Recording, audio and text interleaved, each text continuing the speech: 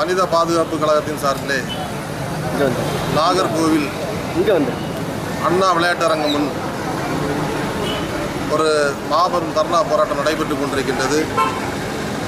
இந்த தர்ணா போராட்டத்தின் நோக்கம் என்னவென்று சொன்னால், நாகர்கோவில் மாநகராட்சியை விட்டு 15 கிலோமீட்டர் அளவில் தொலைவில் ஒதுக்குப்புறமாக இந்த ஆர்டிஓ அலுவலகத்தை கொண்டு செல்கின்றார்கள்.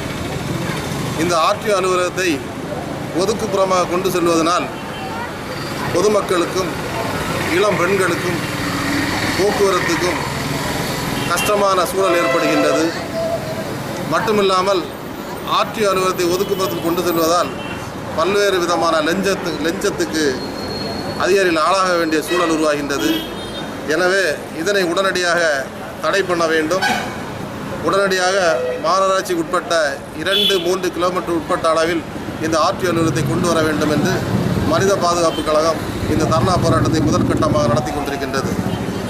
அடுத்ததாக இதை தொடர்ந்து செயல்படுத்தாவிட்டால், எங்களுடைய கோரிக்கையை செயல்படுத்தாவிட்டால் 2வது முறையாக மறியல் போராட்டத்தில் ஈடுபடுவோம் என்பது மனித பாதுகாப்பு கழகத்தின் தீர்ப்பு.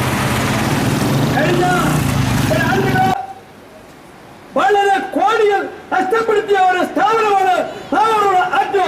ഭൂമിയിലെ ഗവൺമെന്റിന് കാര്യം ആകയാൽ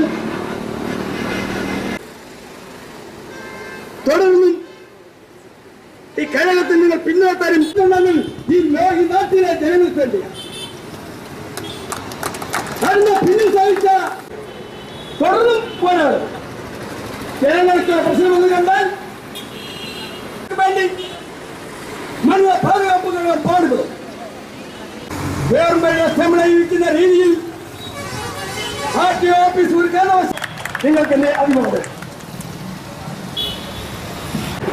നിങ്ങൾ ഇഷ്ടപ്പെട്ട രീതിയിൽ കെട്ടിപ്പൊക്കുക. എങ്ങനെയൊന്ന് പോരാട്ടം തുടർന്നും പോരാടും. ജനങ്ങൾക്ക് പ്രശ്നമെന്ന് കണ്ടാൽ